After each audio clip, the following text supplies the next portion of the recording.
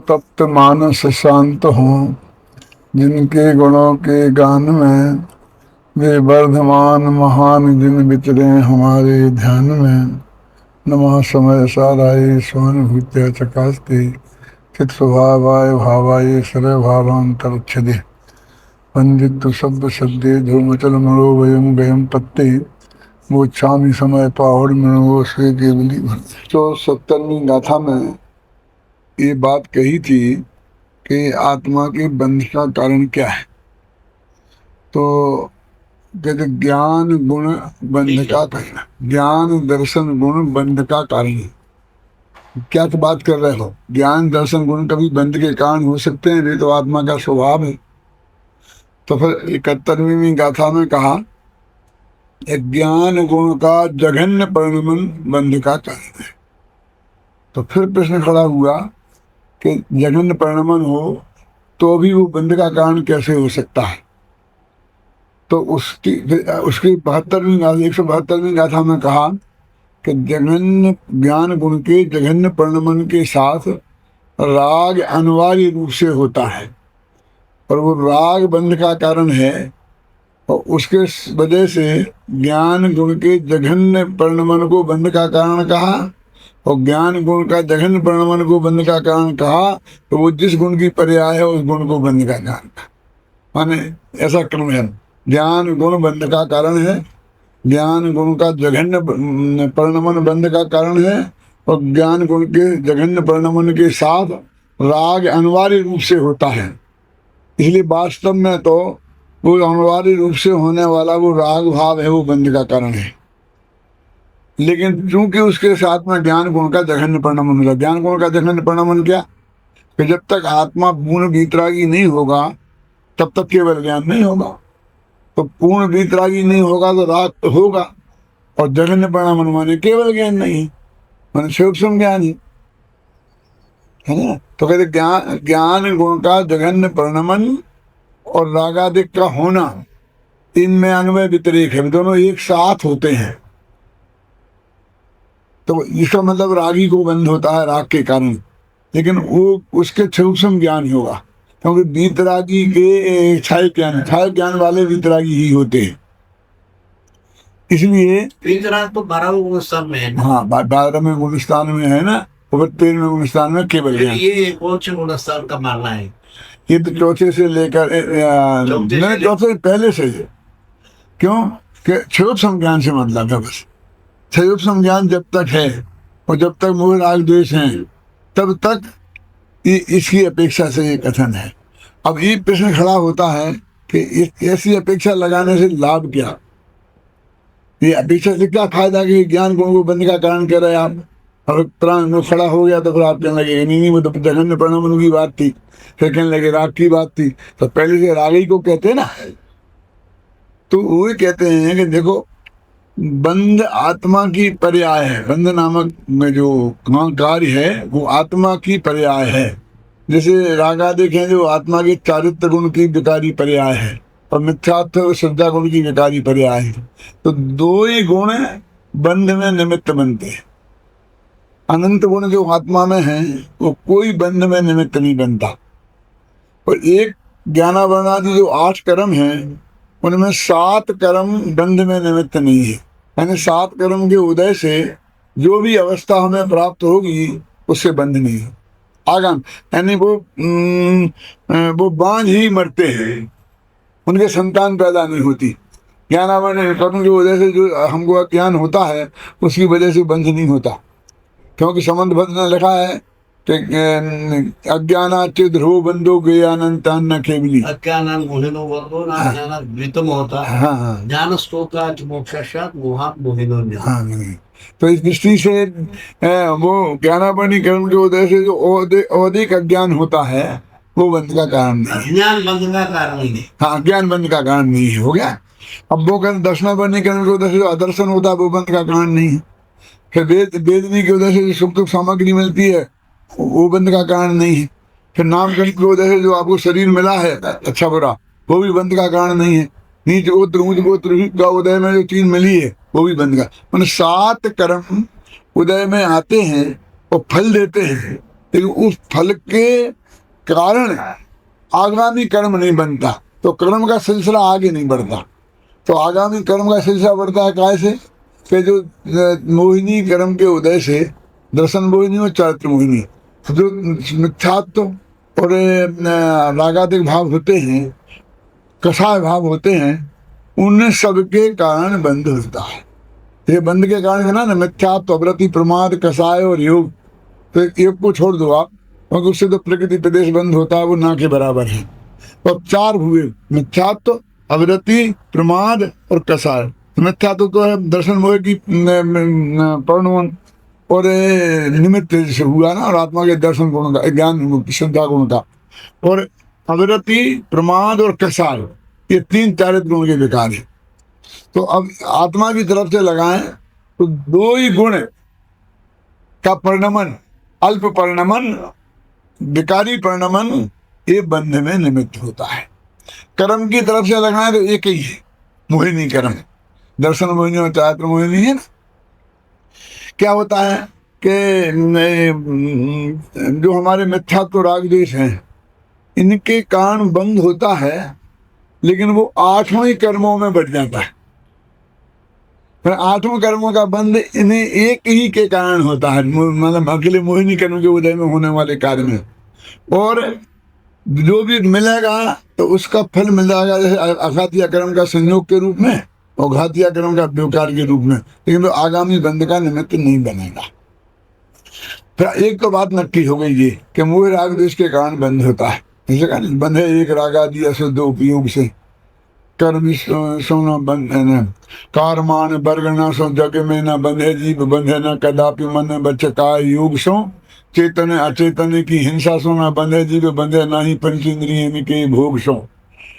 योग सो अबंध जिन नहीं, कर्म सो अबंध सिद्ध, योग सो अबंध जिन, हिंसा सो अबंध साधु, ज्ञाता विषय भोग सो और इत्यादि वस्तु के मिलाप सो न बंधे जीव बंधे एक रागादि अशुद्ध उपयोग सो। ये बनारसी दास जी का बंध अधिकार में छंद आया है। इसका अर्थ है कि 8 कर्मों से आत्मा बंधा नहीं है। कई विचित्र बात, दुनिया 8 कर्म से बंधा है। कर्म जाल वर्ग नासो जग में न बंधे जीव। क्यों कि यदि बंधता होता तो जहाँ सिद्ध भगवान है वहां पर कारमान वर्णना ठसाठस भरी पड़ी है, तो सिद्ध भगवान को भी बंद होना चाहिए। और वहीं नवोदिया भी है, सिद्ध भगवान जहाँ हैं उसी आकाश के प्रदेशों में नवोदिया भी है, और वो कर्मों से बंधता है और सिद्ध भगवान नहीं बनते। तो यदि कर्म से बनता होता तो दोनों के साथ एक साथ विवाह होना चाहिए थी, लेकिन नवोदिया के मोह राग द्वेष इसलिए बनता है और सिद्ध भगवान के मोह राग द्वेष नहीं इसलिए नहीं बनते। तो कर्म सो अबंध सिद्धि, फिर बंधे ना ही मन वच काय योग सो। मन वचन काय की चंचलता के कारण ही बंधन को प्राप्त नहीं होता। अपन तो सब यही मानते हैं कि वो कहते हैं कि अनंत भगवान का जो योग है वो अपन सबसे ज्यादा चंचल होता है, आत्मा की प्रकृति का कम कर, शास्त्र में लिखा गणना नहीं होगी ये सब बातें। तो अनंत भगवान का योग इतना चंचल है फिर भी उन्हें कर्म का बंधन नहीं होता। इससे मालूम पड़ता है कि मन वचन काय की चंचलता से कर्म नहीं बनते। फिर तीसरा, चेतन अचेतन की हिंसा सोना बंधे जीव। चेतन की हिंसा और अचेतन की हिंसा। अचेतन की हिंसा क्या है? जैसे एक मूर्ति है, आपने उसे गुस्से में तोड़ दी, आपने पुतला जलाया रावण का अथवा मिनिस्टर का, तो ये सब अचेतन की हिंसा है वास्तव में। तो चेतन अचेतन की हिंसा सोना, इससे भी जीव नहीं बनता है। क्यों? उसमें लिखा है कि फिर यदि बंधे तो ईरिया समझ पूर्वक चलते हुए मुनिराजों को बंद होना चाहिए। क्या? कर्म सो अबंध सिद्ध, योग सो अबंध जिन, हिंसा सो अबंध साधु और ज्ञाता विषय भोग सो। 5 इंद्रिय को भोगों से भी जीव नहीं बनता है। कि क्यों? कि सम्यक दृष्टि को आता ना, सम्यक दृष्टि के ज्ञानवंत के भोग नजरा हेतु हैं, अज्ञानी को वही कर्म फल देते हैं। इसकी क्या अपेक्षा है अपन कल बात करेंगे, क्योंकि आगे अध्याय आएगा। लेकिन ये 4 चीजें बताई तो अभी समझो आप कि कितनी गजब की बात है। कर्मों से आत्मा नहीं बना है, सब मानते हैं ना कर्मों से बना है। अब फिर मन वचन काय की चंचलता से नहीं बना है, सब मानते हैं इनके बना। चेतन अचेतन की हिंसा से नहीं बना है और 5 इंद्रिय के भोग से। और सारा जगत, हम भी उसमें शामिल हैं, इन 4 चीजों से ही बंध मानता है। एक पॉइंट।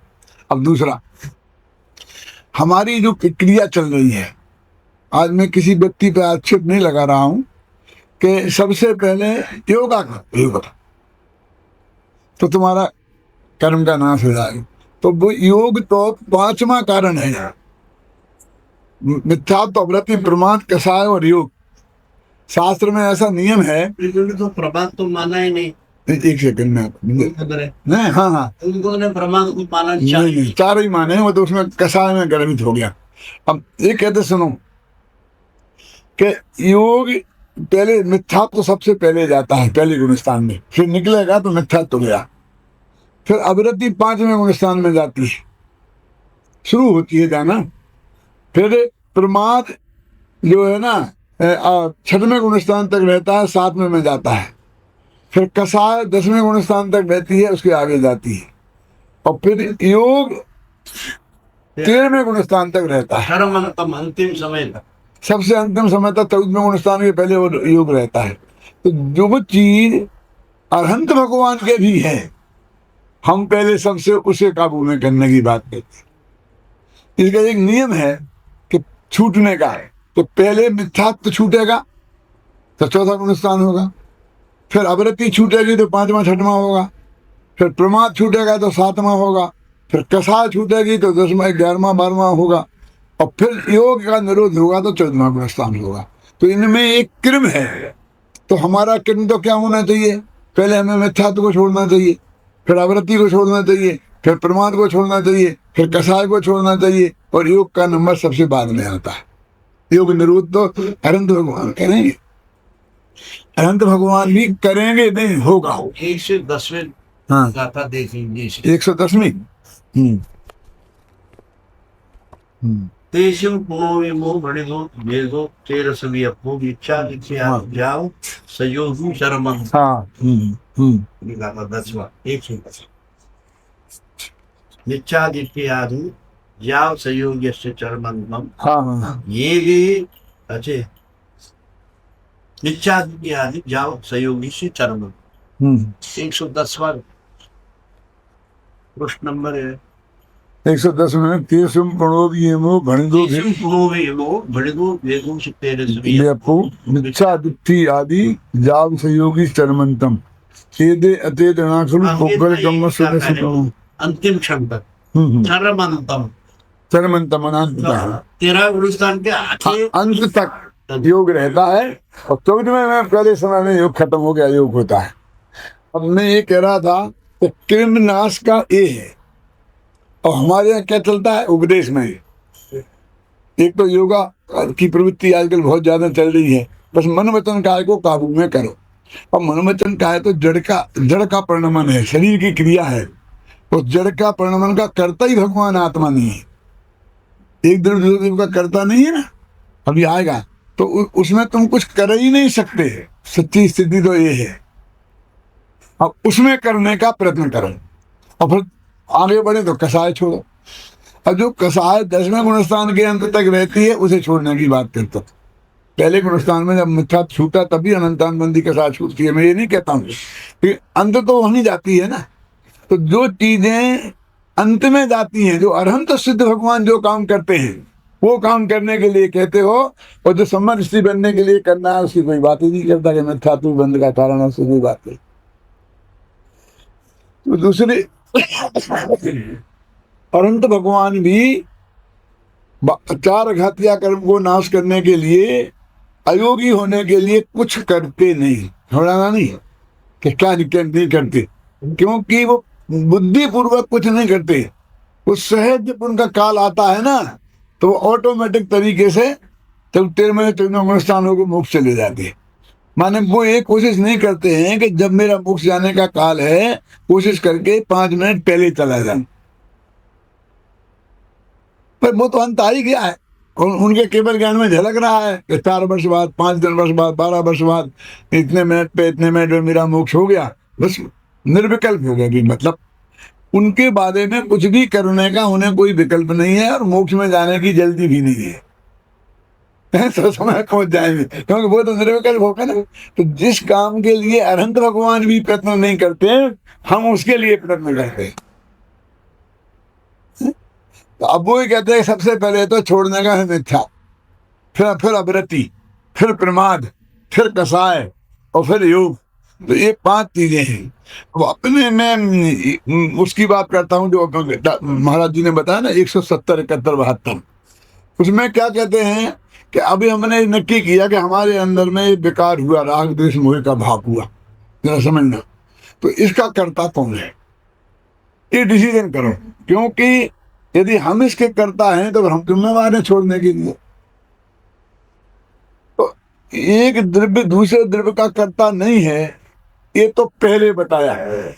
और फिर जीवा उसमें सर्वशुद्ध ज्ञान अधिकार की 308, 309, 310 और 311 इन 4 गाथाओं के हेडिंग है कि अब आत्मा को अकर्ता सिद्ध करते हैं। और इसके टीका के अंत का निष्कर्ष वाक्य है अतो आत्मा अकर्ता अवतिष्ठते, क्या अब आत्मा अकर्ता सिद्ध हो गया है, आत्मा करता नहीं। तो वहां क्या लिखा है, पर द्रव्य का, पर द्रव्य का आत्मा करता नहीं है, ये सिद्ध किया। तो पहले पर द्रव्य में और अपने में बीच में एक वज्र की दीवार खड़ी होगी अत्यंत भाव की, क्योंकि 2 द्रव्यों के बीच में अत्यंत भाव है। और अत्यंत भाव का अर्थ होता है कि ना तो उसमें एकत्व हो, ना उसमें ममत्व हो, ना उसमें कर्तृत्व हो और ना उसमें भोक्तृत्व हो।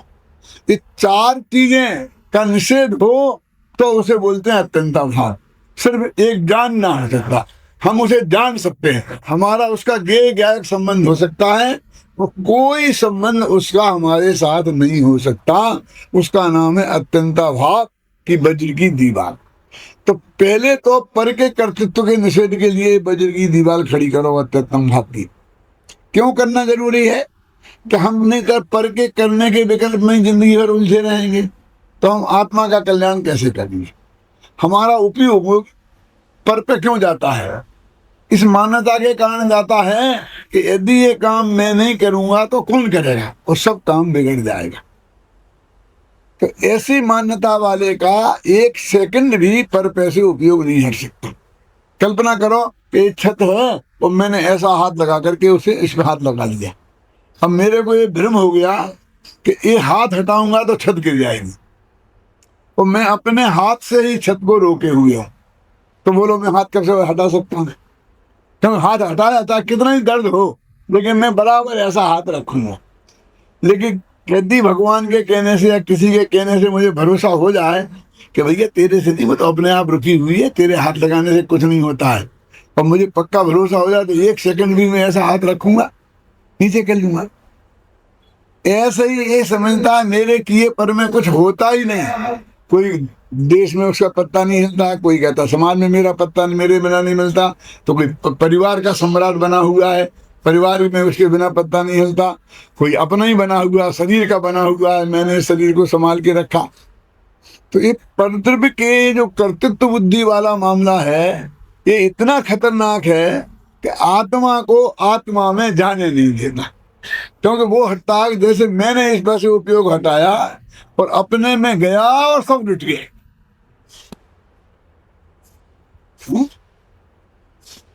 मैं एक बात और कहता हूँ, बहुत मार्मिक है कि अपना एक रूमाल खो जाता है, एक पेन खो जाता है, तो अपने कितना दुख होता है उससे आप अंदाज लगाना। कहीं बहुत अच्छा पेन था, 100 रुपये में आया था, किसी मित्र ने मुझे भेंट में दिया था, मैं ऐसा कभी खरीद तो सकता ही नहीं था, तो बहुत दुख होता है। अब आप समझ लीजिए कि एक पेन के खोने से आपको जितना दुख हुआ। अब मरण क्या चीज है कि दुनिया में जितने भी संयोग मुझे को मिले उन सब का एक साथ छूट जाना, उसका नाम मरण है ना। तो एक पेन के खोने से इतना दुख हो रहा है, तो सारे संयोग छूटेंगे, तेरे को एक कल्पना हो जाए तो उस मरण से तू कितना घबराएगा। और जब यदि एक पेन के खोने से तेरे को दुख नहीं होता है तो समझ लेना दुनिया जाए तो जाए, रहे तो रहा, मुझे क्या है, कहीं मेरा संयोग तो संयोग में है, मुझे तो कोई लेना देना नहीं है। तो मृत्यु के प्रति समाधि मरण हो जाएगा तेरा, समाधि इसके बिना नहीं हो सकती, क्योंकि जब तक पर के वियोग की आशंका है और उससे जो आक्रांत होता है तू, तो तू मरने के लिए तैयार नहीं हो सकता। तो ये कहते हैं कि जब तक परद्रव्य का कर्तृत्व हमारे माथे पर रहता है तब तक उपयोग अंदर नहीं आ सकता, इसलिए आत्म ध्यान नहीं हो सकता। इसलिए आत्मज्ञान की पहली शर्त है कि एक द्रव्य दूसरे द्रव्य का कर्ता धरता नहीं है। अब एक बात पूरी हुई कि हमने निर्णय कर लिया अपने दूसरे में स्पर्श ही नहीं करते। हाँ हाँ क्या कैसे हो सकता है? हाँ, स्पर्श अब अवध स्पष्ट है। आज भगवान आत्मा ने को परद्रव्य ने आज तक छुआ ही नहीं है, मांगने की बात तो कैसे। इसमें भी एक बहुत मार्मिक तर्क है। ये तर्क है कि स्पर्श होने के लिए स्पर्श गुण चाहिए। जिस द्रव्य में स्पर्श गुण होगा वो ही किसी को छू सकता है और उसे ही कोई छू सकता है। जिसमें स्पर्श नाम का गुण नहीं होगा उसे कोई छू नहीं सकता और वो किसी को नहीं छू सकता।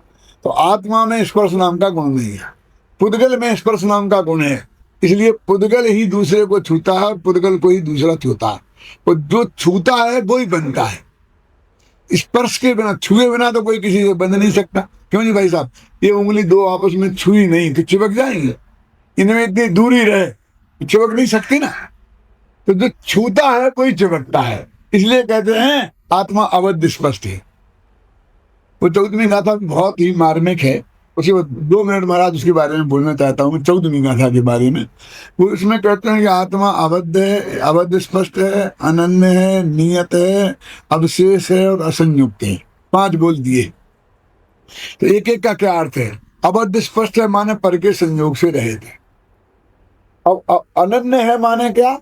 ये जो मनुष्य आदि व्यंजन पर्याय है, जिसे द्रव्य पर्याय भी बोलते हैं, मैं मनुष्य हूँ, मैं त्रिंच हूँ, मैं नारकी हूँ, मैं देन हूँ, तो इन पर्यायों में मैं अन्य नहीं हुआ, बल्कि इन सब में अनन्य रहा, मन एक रहा।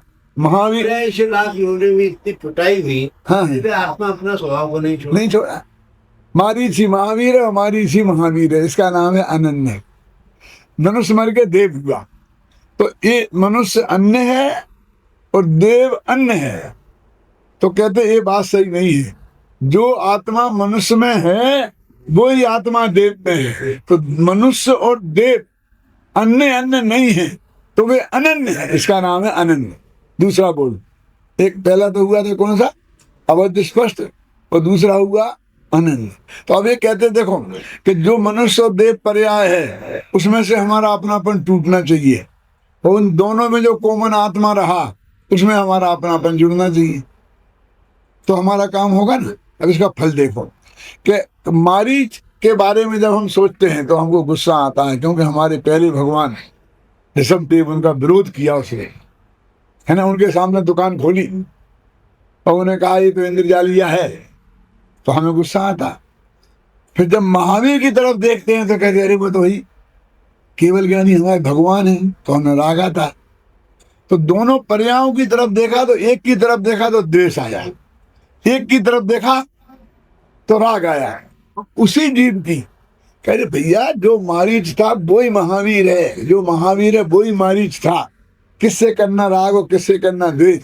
तो वितराग भाव समता भाव देखता है। तो वो कहते अनन्य जानने से समता भाव देखता है और अन्य जानने से राग द्वेष देखता है। पर्याय की दृष्टि से देव और मनुष्य अन्य है और द्रव्य स्वभाव की दृष्टि से अनन्य है। तो वो कहते हैं कि 14वीं गाथा में कि ऐसे अनन्य आत्मा ध्यान का ध्येय बनता है, अन्य आत्मा ध्यान का ध्येय नहीं बनता है। तो पहले अबद्ध स्पष्ट, जिसे कर्मों ने छुआ नहीं है, जिसे कर्मों से बंधा नहीं है। दूसरा जो अन्य नहीं है। अब तीसरा है नियत। तो नियत है षटगुणी हानि वृद्धि से रहे। अब देखो ये बहुत मार्मिक बात है, केवली भगवान ने देखा है षटगुणी हानि वृद्धि अपने अंदर निरंतर होती रहती है। अब वो कहते हैं कि वो आत्मा का चंचल परिणाम है, तो घटना बढ़ना वाला परिणाम है ना। असंख्यात गुणी वृद्धि, अनंत गुणी वृद्धि, असंख्यात गुणी हानि, असंख्यात गुणी हानि। तो वो चंचल परिणाम के आश्रय से ध्यान नहीं होता। तो वो कहते क्या नाम षटगुणी हानि वृद्धि से रह आत्मा कभी नहीं होगा। फिर भी तुम्हें आत्मा का ध्यान करना है तो उसे दृष्टि में से हटाना पड़ेगा। तो ये तो सामान्य हो गए ना सभी। हाँ तो हाँ, सभी में है छह। हाँ, तो ये जो 5 बोल है ना बता रहा हूं मैं, वो उसके निषेध के लिए है, ये अनन्य के निषेध के लिए है। तो हम अबद्ध स्पष्ट अनन्य नियत और अवशेष, अवशेष है गुण भेद के निषेध के लिए। आत्मा में ज्ञान है, दर्शन है, चारित्र है, इनका असंख्य पिंड तो है लेकिन भेद नहीं है। तो अविशेष माने गुण भेद, और असंयुक्त माने पर के निषेध के लिए, मतलब राग के निषेध के लिए। तो ये 5 बोलों में ऐसा आत्मा जो राग रहित है, जो सद्गुणी हानि वृद्धि से रहित है, जो नत्र आदि पर्यायों से रहित है, जो कर्मों से छुआ नहीं है, बंधा नहीं है, और अविशेष हो गए, और अनंत गुणों का अखंड पिंड है, गुण भेद और प्रदेश भेद जिसमें नहीं है, ऐसा भगवान आत्मा ध्यान का ध्येय और दृष्टि का विषय है। इसमें अपनापन करने से सम्यक दर्शन की प्राप्ति होती है। ये 14वीं गाथा का सार है, 2 मिनट में मैंने बताया। अब यहाँ बात चल रही थी अपनी कि बंध के कारण 4 अथवा 5, कुंड कुंड कहते 4 हैं, चौरो बंध निमित्ता, 4 कारण है। मिथ्यात्व तो अविरति, बहुत थर्ड क्लास। हाँ थर्ड क्लास। अब तुम्हारा थर्ड क्लास है, और कसाय में ही शामिल है ना, मन कसाय का ही भेद है ना। संजोलन कसाय का तीव्र उदय उसका नाम प्रमत्त गुण स्थान, और संजोलन कसाय का मंद उदय उसका नाम अप्रमत्त गुण स्थान। ए है।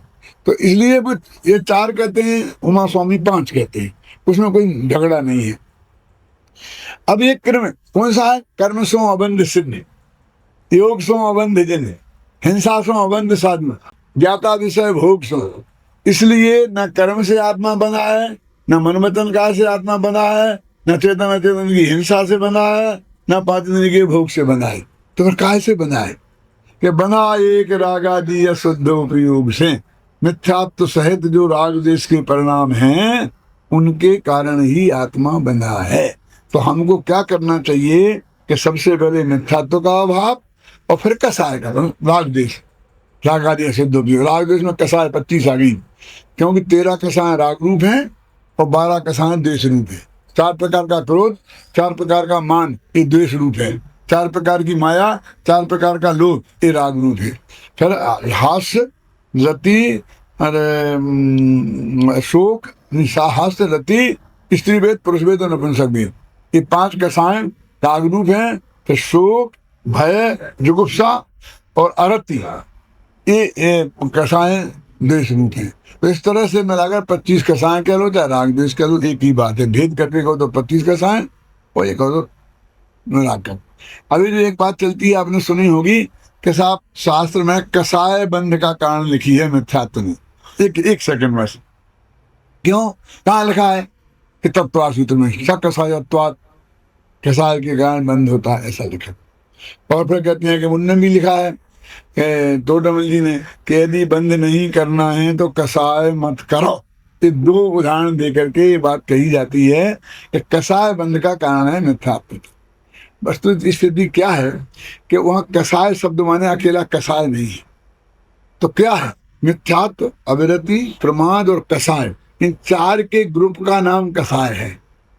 कसायन वो कसाय, लोभान वो लोभ। तो सौच धर्म में अकेला लोभ नहीं है, क्रोध, मान, माया, लोभ, 25 कसायों का अभाव, उसका नाम सौच धर्म है। क्योंकि अकेला लोभ ही आत्मा को पवित्र नहीं करता है, सब कसाएं आत्मा को पवित्र करती है। तो लोभांत कसाय, तो ऐसा अर्थ है। भले उन्हें एक कसाय कहा, वो चूंकि अंत में खत्म होती ना, तो पहले गुणस्थान से लेकर जहां तक कसाय है उतने सारे भाव लेना है उसका अर्थ में है। अकेला उन्होंने योग को छोड़ दिया, वो सीधी सच्ची बात है। क्योंकि उसमें बंध नहीं होता, आश्रय होता है ना, तो एक समय का होता है और उसमें स्थिति अनुभाव नहीं पड़ता है, तो आया और फिर गया, तो उसे बंधन करो, हाँ करना होगा। तो इसलिए अब ये जो 4 भेद हैं, कौन? मिथ्यात्व, अविरति और कसाय, और योग को छोड़ दो, 3 ही रह गए, प्रमाद को नहीं गिनो तो ये 3 में हमारा प्रयत्न होना चाहिए। अब 3 का हमें अभाव करना है, तो इनमें क्रम कैसा होना चाहिए नरेश जी? पहले मिथ्यात्व अभाव, फिर कसाय का अभाव, और फिर अविरति का अभाव, और फिर कसाय का अभाव। इतनी एक क्रम है। और हम कहाँ से शुरू करते हैं? तो चौथा तो जिसका नंबर ही नहीं है, योगा से शुरू करते हैं, फिर कसाय मत करो, फिर कहते हैं व्रत ले लो, तो समझ वो तो होगा तो जब हो जाएगा। मिथ्यात्व करने की जरूरत ही नहीं, ऑटोमेटिक हो जाएगा। यानी जो बिल्कुल हमने क्रम को उल्टा कर दिया। हमारे कहने से उल्टा होता तो है नहीं। ये नारियल के अंदर जो सफेद गोला है, उसके ऊपर लाल लाल एक काचली है, उसके ऊपर एक वो कठोर खोपड़ी है, और खोपड़ी के ऊपर जटा है। उन 4 चीजों के अंदर है वो सफेद गोला। अब क्यों जी ये संभव है कि हम जटा तो निकाले नहीं और खोपड़ा खोल दें? वो इतने मजबूत होते हैं, कितनी पिटाई करो, जब तक वो है जब तक नहीं खुले। उनको छील के अलग करो, फिर निकालो, खोपड़ा निकाला। फिर खोपड़ा खोले बिना वो लालिमा निकाल सकते हैं क्या? और लालिमा निकाले बिना सफेद तक पहुंच सकते हैं? तो इन तीनों को निकालने का एक क्रम है कि पहले लालिमा निकाल दें, फिर खोपड़ा खोल दें, फिर बाद में जटा उतार देंगे। ऐसा नहीं चलेगा। मिथ्यात्व है जटा, अवरति है वो बीच की कठोर वो, समझे ना। और कसाय है वो लाल लाल, लाल रंग कसाय का होता ही है। कसाय तो बोलते हैं, उसे कसाय रंग बोलते हैं। और उसके अंदर में त्रिकाली ध्रुव भगवान आत्मा, सफेद गोले जैसा, नारियल का गोले जैसा। तो ये क्रम है। मेरे कहने का मतलब आज क्रम का भंग हो रहा है, और भंग इसलिए हो रहा है कि वो जब मिथ्यात्व को बंद का कारण नहीं मानेंगे तो उसकी बात ही करने की जरूरत नहीं रहेगी। लेकिन वास्तव में सुधार तो यहाँ से शुरू होता है। अभी इतने बात चल रही थी ज्ञान दर्शन गुण बंध का कारण है, अपन इसकी चर्चा कर रहे हैं। अब थोड़ा थोड़ा करें। वो कहते हैं कि परम द्रव्य की तो दीवार खींच दी अपन ने, एक द्रव्य दूसरे द्रव्य का कर्ता नहीं है, तो राग का कर्ता कौन है? ये समस्या हो गई खड़ी। अब राग का कर्ता परद्रव्य तो है नहीं, तो फिर राग पैदा हो रहा है, तो कार्य हो रहा है, तो कोई ना कोई कर्ता तो अवश्य होगा ही। तो समस्या खड़ी होती है, फिर वो आत्मा ही बचा। परद्रव्य कर्ता नहीं है, तो हमारे अंदर में जो राग द्वेष हो रहे हैं उसका कर्ता आत्मा ही होगा।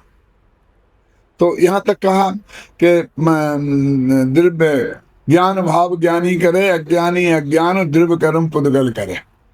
तो अज्ञानी अज्ञान भाव है राग, इसलिए अज्ञानी आत्मा करता है, और पुद्गल करता है द्रव्य कर्म का, और ज्ञानी आत्मा ज्ञान भाव का करता है। ज्ञान भाव का करता है क्या? जरा थोड़ी बारीक बात है। वो ये कहते हैं कि ज्ञानी के भी राग होता देखा जाता है। चौथे गुणस्थान से लेकर और 12वें गुणस्थान तक वो ज्ञानी तो है, अंतरात्मा जिसे अपन बोलते हैं, और उसे राग द्वेष भाव भी होते हैं। अब इतना अधिक होते हैं कि भरत चक्रवर्ती 96,000 शादियां करता है, और पैसे से भी महाराज जी इतना राग है कि सगे भाई, बाहुबली तो सौतेले थे, उनसे क्या बात करना। सगे भाई जो मां जाए भाई थे, ऋषभसेन जो पहले गंधर्व बने, उनसे कहते भाई साहब ये सारा राज मुझे कुछ चाहिए, कि पिताजी देके गए थे, हम पिताजी के पास जाते कि जहाँ जाना हो जाओ, लेकिन राज्य मेरे को देना पड़ेगा, मेरे अधीन काम करना पड़ेगा। क्यों? देखे आदिनाथ के पास, तुमने तो कुछ किया कहा नहीं, तो दीक्षा ले रहे तो जाओ, लेकिन मुझे राज चाहिए। कितना पैसे से राज, मतलब बचाव करने से काम नहीं चलेगा। नियोग था, ऐसा था, लेकिन राग के बिना नहीं हुआ वो काम। तो इतना पैसे से राग, इतना साधना करने का राग, है ना। फिर हम कहते भरत जी गरी में बैरागी, शास्त्रों में आता कि हम अपनी तरफ से थोड़ी कहते, है ना। भरत का चरित्र बहुत गजब का है। तो महाराज ने भरत की मूर्ति विराजमान की, मुझे बहुत आनंद होता है। महाराज जी मैंने बहुत दिनों से सोच रखा है कि मैं एक भरत के चरित्र पे उपन्यास लिखूं, लेकिन समय नहीं मिलता है। मैंने बहुत सोचा है उसमें 2 मर्यादा है। तो एक सम्यक दृष्टि जो जीव है, छायक सम्यक दृष्टि, उसके वो चौथे गुणस्थान में रहते हुए कितनी वो अपर लेवल का वैराग हो सकता है, और कितने हीन दर्जे का राग हो सकता है। एक बार बताया राज साहब, हाँ भरत चक्रवर्ती को तो राग हुआ, क्षायिक शब्द हाँ वो चारित्र मुनि कर्म का उदय भाई से जो हुआ, या दर्शन मुनि का तो है ही नहीं है, चारित्र मोहिनी का है। यही मैं जो कहता हूँ, मेरा विचार क्या है कि चारित्र मोहिनी कर्म के उदय से जो राग होता है, उसकी उत्कृष्टतम क्वालिटी क्या हो सकती है और निम्नतम क्वालिटी क्या हो सकती है। चौथे गुणस्थान में उन दोनों को स्पर्श करते हुए मैं उस कथानक पे लिखना चाहता हूँ, लेकिन समय नहीं मिलता, इसलिए वो काम हो नहीं पाता। तभी मैं बात क्या कर रहा था कि वो जो भरत की बात की थी ना, मैं ज्ञान गुण से बंध का कारण है, मुद्दे की बात वो है। तो कहते ज्ञान वो कोई पर द्रव्य को तो बंध का कारण कह नहीं सकते, क्योंकि एक दूसरे द्रव्य का करता नहीं है। तो अब अपने आत्मा रह गया, तो अपना आत्मा जो सर्वज्ञ भगवान है, केवली भगवान है, सिद्ध, उन्हें तो बंध होता नहीं। तो जिनको बंध होता है तो या तो समझ लो मिथ्या दृष्टि को होता है, और या सम्मत दृष्टि भरत चक्रवर्ती जैसे हैं तो उनको भी चारित्र मोह जन्य बंध राग होता है। तो वो कहना चाहते हैं कि वो एक रागादि भाव माने मिथ्या तो सहित रागादि और अकेले रागादि ये वास्तव में बंध के कारण है। अब वो ये कहते हैं कि ये बंध के कारण है, ये तो पर्याय है, तो ये तो पर द्रव्य के बंध के निमित्त कारण हो सकते हैं। अब ये जो रागादि भाव हमारे अंदर हुए हैं, इनका कारण कौन, इनका कर्ता कौन? तो उन्होंने कहा अज्ञान भाव अज्ञानी करे, अज्ञान भाव हो तो अज्ञानी। लेकिन एक बात सुनो, इधर एक और भरत चक्रवर्ती को तो तुम जाओ कुछ भी करो राग होंगे। इधर भगवान राम वो शायद सम्यक दृष्टि थे, उन्हें तेरे राज्य नहीं चाहिए देने करके कहते, इन दोनों में क्या है? क्या क्या राज नहीं चाहिए? राम ने तो राग नहीं किया सिंहासन के प्रति। हाँ नहीं किया। हाँ और इधर भरत चक्रवर्ती ने किया है इनको, वो भी क्षायिक क्षायिक। इनका राग कैसे? बहुत बहुत बहुत मार्मिक महाराज जी ने प्रश्न उठाया है। अब मैं 4 आदमी प्रस्तुत करता हूँ। एक क्षायक संबंध दृष्टि सर्वार सिद्धि का अहिमिंद, एक क्षायक संबंध दृष्टि लोकांतिक देव, एक क्षायक संबंध दृष्टि स्वधर्म स्वर्ग का इंद्र, और एक क्षायक संबंध दृष्टि भरत चक्रवर्ती। तो 4 क्षायक संबंध दृष्टियों को मैं आपके सामने प्रस्तुत करता हूँ और उनके संयोगी भावों में कितना फर्क है। तो भरत चक्रवर्ती ने 96,000 शादियाँ करी। और एक खतरनाक बात यह है कि जिस दिन केवल ज्ञान हुआ ना ऋषभदेव को, उसी दिन इन्हें चक्र रत्न की प्राप्ति हुई। तो केवल ज्ञान की पूजा एक दिन में करके और फिर लड़ने निकल गए 60,000 वर्ष तक। यहाँ भगवान की दिव्य ध्वनि खिंचती रही और ये वहां लड़ते। मैंने अभागा भरत नाम की कहानी लिखी है महाराज, आप कुछ भी कहो, मेरी किताब में है। उसमें यही बताया कि माँ उससे कहती है मेरा बेटा कितना भाग्यवान है। तो वो कहती माँ क्यों मेरे को मक्खन लगाती है? असली भाग्यवान तेरा बेटा ऋषभ सेन है कि मैं, जिन्हें रोजाना भगवान की दिव्य ध्वनि 3 स्वयं सुनने को मिलती है। और रात के 12 बजे भरत जी गए और वहां भगवान की दिव्य ध्वनि खिली, इसलिए वो कहते तू बहुत तेरे लिए भगवान 12 बजे बोले, तू कितना भाग्यवान है कि मैं सबसे बड़ा अभागा हूँ कि दिन में सुनने को मौका नहीं मिलता है। रात में जाना पड़ा और भगवान को रात में, मतलब ये हुआ, ये अच्छी बात नहीं है। माँ तू मेरे को ज्यादा मक्खन नहीं लगा, मैं भाग्यवान नहीं हूँ, अभागा हूँ, भाग्यवान तो ऋषभ सेन है। मेरे कहने का मतलब उस पीरियड में वो लड़ने को गया, वो कितनी राग की जो तीव्रता मंदता होगी, वो सब चारित्र मोह जन्य है, श्रद्धा जन्य, मिथ्यात्व का राग नहीं है। तो चारित्र मोह जन्य राग भी कितना खतरनाक हो सकता है, वो उसकी बात अपनी बात चलती है। अब मुद्दे की बात यह है कि सम्यक दृष्टि के जो चारित्र मोह जन्य राग विद्यमान है उसका कर्ता कौन? मिथ्या दृष्टि का तो अज्ञानी हो गया कर्ता। भरत चक्रवर्ती जैसे लोगों के जो राग है उसका कर्ता कौन? तो उसका कर्ता ये कहते हैं ज्ञान हुआ। तो अपने को नहीं बताना पड़ेगा, दूसरे को कैसे कहें? जगन विज्ञान। हाँ, अब जब ज्ञान गुण कहा तो उन्होंने कभी क्या बात करते हो, ज्ञान गुण का वर्णमन है तो फिर केवली भगवान को क्या होना चाहिए बंद? तो उन्होंने कहना नहीं, जगन्य परिणमन। जगन्य परिणमन माने स्वरूप संज्ञा। जगन्य परिणमन हो, ज्ञान कम हो ज्यादा हो, उससे क्या फर्क पड़ता है? कम ज्ञान बंध का कारण नहीं है। कोई अज्ञानाचे ध्रुवो बंधो के अनंतान्न केवली।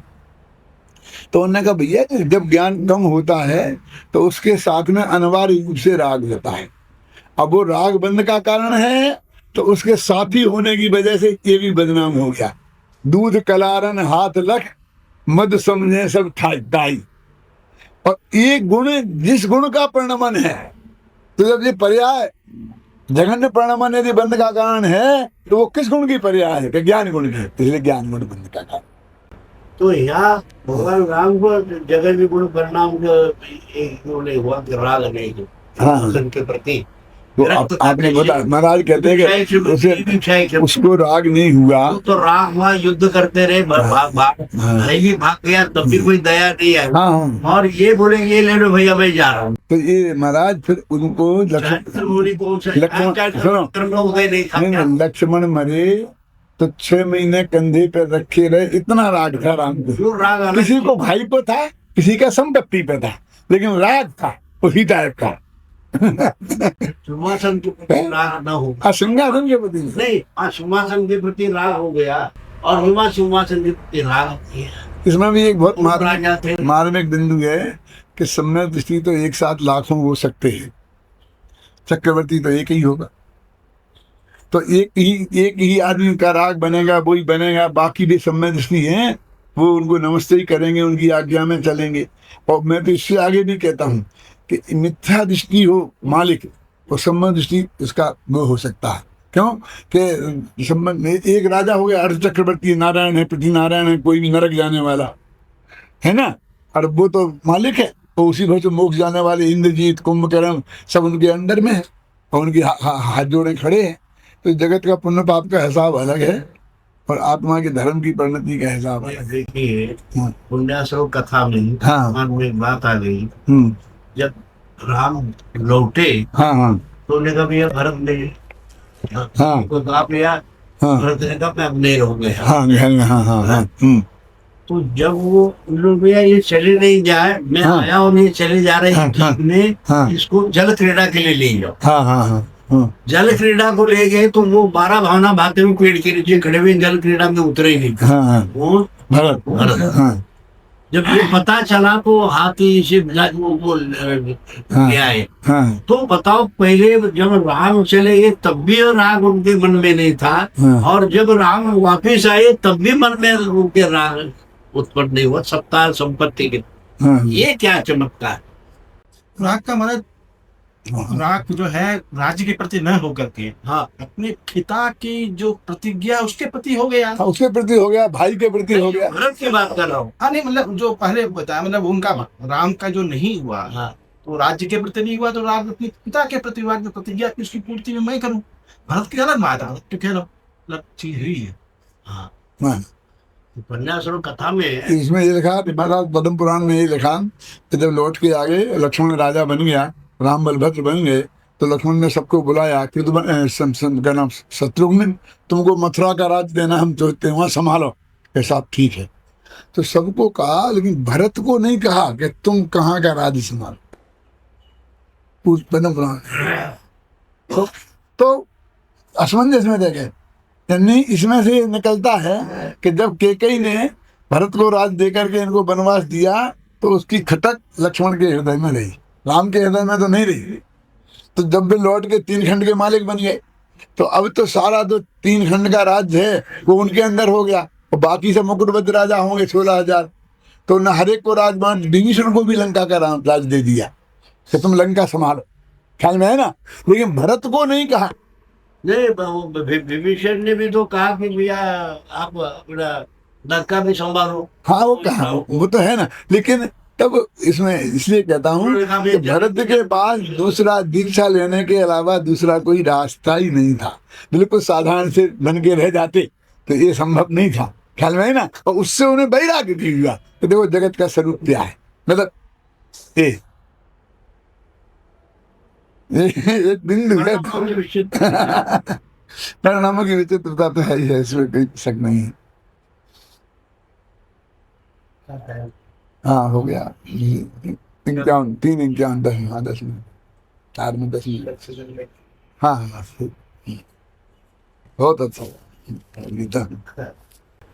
एक बात मैं हाँ वाल्मीकि राम से उस राज्य को देने की प्रार्थना, और फिर राम ने उस राज्य वापिस दिया। इसलिए राग होना तो मैं समझता हूँ कि इस विषय में शायद नहीं, क्योंकि उन्होंने तो राज्य जो प्राप्त किया था उसे बांटा।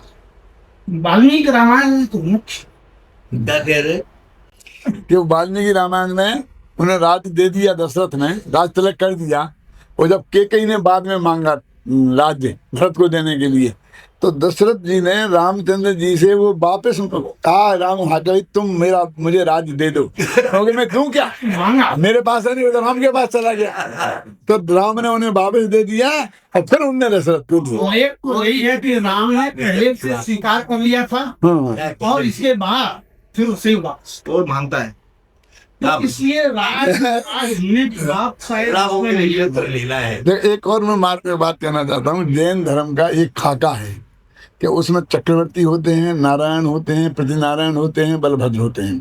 तो उनका एक नियम है कि पहले अर्ध चक्रवर्ती सम्राट प्रतिनारायण होता है, तो उसे मार के नारायण बनता है, और बलभद्र नारायण के बड़े भाई होते हैं। ये तीन चीजें बिल्कुल नक्की हैं, पहले राणा त्रिप्रश्न नारायण से लेकर के और नौवें नारायण श्री कृष्ण तक, और हमेशा के लिए परमानेंट नक्की है।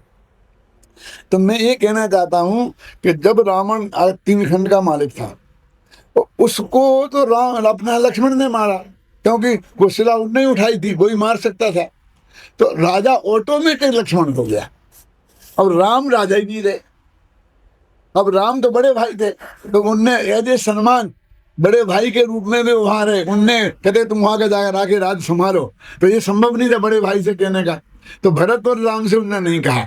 अब मैं ये कहना चाहता हूँ कि हिंदू धर्म में राम राजा है, और उनको ही राज दिया गया बाद में भी, और राम नहीं रावण को मारा। अब इसलिए जो ये बहुत बड़ा अंतर जैन धर्म का और हिंदू धर्म का है। और हिंदू धर्म दो संस्कृतियां आपस में टकराती है, तो जो ज़्यादा होती है जो कम होते हैं वे ज़्यादा वाली संस्कृति से प्रभावित होते हैं। अब जैनियों के सामने बहुत बड़ा संकट ये था कि राम को राजा, लक्ष्मण को राजा कैसे बने, क्योंकि वहाँ तो सारी जनता के दिमाग में और सब राम राजा, राजा राम, राजा राम, राजा राम ये बसा रहा। इसलिए आप पूरे पद्म पुराण में वो एक असमंजस देखने में आता है। हर जगह राम हावी हो जाते हैं और लक्ष्मण में, जबकि सम्राट लक्ष्मण है। एक छोटी सी बात बोलता हूँ, सीता जी को द्वारा वनवास किसने दिया था, लक्ष्मण ने कि राम ने? द्वारा जो वनवास दिया ना, जब वो जंगल में भेज के आए, तो वो किसने दिया, राम ने कि लक्ष्मण ने? क्योंकि राजा तो राम लक्ष्मण थे, और सारी जनता तो लक्ष्मण के पास आएगी कि साहब ऐसी ऐसी अन्याय हो रहा है, आप बताओ। मेरा मतलब समझे ना? तो जो कुछ भी डिसीजन लेने का पावर तो लक्ष्मण को है। वे तो एक सभासद हैं, पर उनने इतना कहा मेरे हिसाब से कि भाई साहब क्या करें आप बताओ, इतनी बदनामी हो रही है, अब मैं किससे क्या कहूँ, आप बताओ, आज्ञा करो वही करें। समझ गए ना आप? समझ गए ना? और राम ने डिसीजन ले लिया, क्या करेगा? तो वो एक्चुअल आज्ञा तो लक्ष्मण ही की थी, डिसीजन तो लक्ष्मण। एक बात वाल्मीकि में आ गया, जब भगवान राम ने आज्ञा दे दी कि सीता को ये करो, खतान सेना वगैरह, तो लक्ष्मण ने विरोध कर दिया। हाँ कि भाई साहब, हाँ, अभी तो 14 साल भूख के वनवास से आई है, तुम्हारा ये क्या करें? हाँ, विरोध दर्शाया। तो भगवान राम ने वाल्मीकि इसमें लिखा है, देख लिया ना भरत अपने लक्ष्मण, मैं राज्य ने प्राण छोड़ सकता हूँ पर अपवाद से लेकिन मैं मरूंगा। हाँ, अब बात लेके नहीं मरूंगा। ये राज्य ने प्राण नहीं छोड़ सकता हूँ अपवाद लेकिन, तब लक्ष्मण पीछे हटे वनवास हो। वाल्मीकि राम महाराज, मैंने एक पश्चाताप नामक खंड काव्य लिखा था 20 वर्ष की उम्र में, पर आज भी मेरे पास वो पड़ा हुआ है। तो उसमें मैंने ये बात लिखने की कोशिश की कि हमारे महापुरुष जो जीवन में उनसे कोई गलती हो जाती है तो सारे जीवन भर वो पछताते रहते हैं, जिस गलती के लिए हम लोग उसी गलती के कारण उनको बहुत बड़ा महान मान के पूजते हैं। इसका सेंट्रल आइडिया ये है। और उस पश्चाताप इसलिए है कि राम ने जब सीता की परीक्षा हो गई और सीता से कहा कि अब तुम चलो घर में अपना अच्छी तरह रहेंगे प्रेम से, तो उन्होंने कहा भाई मैंने दुनिया बहुत देख ली, अब तो मैं बस एक दफे में सरस्वती जी ने मुझे वन में भेजा था तब भी मैंने वो तकलीफ उठाई, फिर पति ने भेजा तब भी तकलीफ उठाई, अब मैं स्वयं जाऊंगी वन में। जो दूसरों के भेजे जाते हैं वे तकलीफ उठाते हैं, जो स्वयं जाते हैं वो आनंद उठाते हैं। तो वो सीता चली गई तो राम पश्चाताप कर रहे हैं। तो मैंने 100 छंद करीब लिखे हैं कि जिसमें राम का पश्चाताप है, और वो ये बार बार ये कहते हैं कि भले ही हमने न्याय किया, जो कुछ भी किया, लेकिन सीता देवी के साथ महाअन्याय हुआ। बस आप उसकी तरफ क्यों नहीं सोचते हो जिसके साथ सीता जी यदि वो सिद्ध थी, पवित्र थी, अग्नि परीक्षा से सिद्ध हो गया, तो उन्हें जो सजा मिली वो क्या थी? और ये अग्नि परीक्षा आज हुई, उस दिन कहते निकालने की क्या जरूरत थी, पहले अग्नि परीक्षा देवे तो अब बाद मिट जाता। उस दिन उनके दिमाग में नहीं आया। उस दिन यही रास्ता दिखा के इनको हटा दिया। वैसे सीता कि के अग्नि परीक्षा जो आज हुई, एक सेकंड, जो अग्नि परीक्षा आज हुई बाद में, तो जितने वर्ष वो मतलब उसके बाद में, वो जिस दिन उनको भेजने का प्रसंग आया था उस दिन पहले कहते अग्नि परीक्षा कर लो, है ना, और उसको सीता जी अपने पीछे देती हूँ, पास हो जाती, बाहर जाने नहीं पड़ते। नहीं, मेरा मतलब समझे ना, ये रामचंद्र जी के मुख में डाला है मैंने, कि वे खुद कह रहे कि राम तेरी समझ में इतनी सी बात क्यों नहीं आई, तेरी समझ में इतनी बात क्यों नहीं आई, तूने उस दिन डिसीजन क्यों लिया। तो मैंने अंत में लिखा उसकी 2 पंक्ति में कि राम, सीता तो चली गई, तो राम कहते हैं कि देखो अभी तक मैंने सीता को छोड़ा था, तो सीता परित्यक्ता थी, आज सीता ने मुझे छोड़ा है इसलिए मैं परित्यक्त हो गया। अब आज से जनता सीता को परित्यक्ता नहीं कहना, राम को परित्यक्त कहना, और जब मुझे जनता याद करे तो मेरे पहले सीता का नाम लेना, बाद में मेरा, इसलिए जनता सीता राम बोलती है, राम सीता नहीं बोलती। वैसे सीता के मन में क्षोभ तो इसका था ही, इसलिए कालिदास ने इस शब्द का प्रयोग किया है। हाँ। जब लक्ष्मण से सीता ने कहा कि आप अपने राजा राम से ये जाकर के बात कह देना, वाच्य स्वया मद वचनात् स राजा राम वह्नौ विशुद्धामपि यत् समक्षम मां लोकवाद श्रवणाद हासी सुतस्य किं तत्सदृशं कुलस्। क्या वो कुल की मर्यादा के अनुरूप है या वैदिक परंपरा और के? एक बात, ये जो तक लीला है वो परिणामों की लीला। जब वनवास छोड़ने के लिए कृतांतपुर में सेनापति के साथ गया था, वनवास में छोड़ने के बाद यहाँ तो सुल्तान बकरे कहा सुल्तान जी से कि जाते ही मुझे भगवान राम पूछेंगे सीता क्या कह रही, कुछ तो बताओ। बोले क्या बता, नहीं आप कुछ बताओ। मैंने कहा रोका बात से मुझे छोड़ दिया कोई बात नहीं, भूख निंदा से रोका अपने धर्म को, मैं तो छोड़ देना, मैं भब बिगड़ जाएंगे मेरी छेड़ने से। आगे कृतांत सेनापति अपने सारे राज्य चिन्ह उतार के भगवान राम के सामने रखा। तो ये क्या बात है, मुझे वैराग्य हो गया। बोले क्यों वैराग्य, मैं एक रोटी का अपना नौकर नहीं होता तो मेरे हाथ से सीता को छुड़ा, उस प्राइस के लिए मैं संन्यास, ये काम मुझे नहीं करना पड़ता। लक्ष्मण ने लौट करके संदेश दिया, बताया कि मैं आपके निर्देशानुसार छोड़ कर गया।